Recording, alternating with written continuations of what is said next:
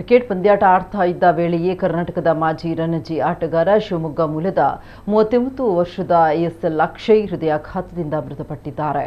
ಭಾನುವಾರ ಎಸ್ಎಲ್ಎಸ್ ಕ್ರೀಡಾಂಗಣದಲ್ಲಿ ಸಫಿಯರ್ cricket club ಹಾಗೂ ಭಾರತ್ ಕ್ರಿಕೆಟ್ ಕ್ಲಬ್ ನಡುವಿನ 3rd ಡಿವಿಷನ್ ಪಂದ್ಯ ನಡೀತಾ ಇತ್ತು.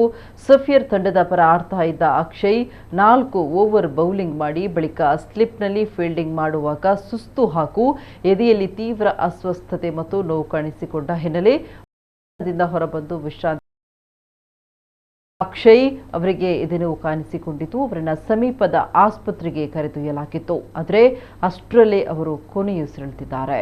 ಕರ್ನಾಟಕ ರಣಜಿ ತಂಡದ ಪರ ಆಡಿದಂತಹ ಅಕ್ಷಯ್ ಬೌಲಿಂಗ್ ಮೂಲಕ ಗಮನ ಸೆಳೆದಿತ್ತು. ಮಾತ್ರ ಅಲ್ಲದೆ ಕೆಪಿಎಲ್ ಟೂರ್ನಿಗಳಲ್ಲೂ ಕೂಡ ಉತ್ತಮ ಪ್ರದರ್ಶನ ನೀಡಿ ಹೆಸರು ಮಾಡಿಕೊಂಡಿದ್ರು.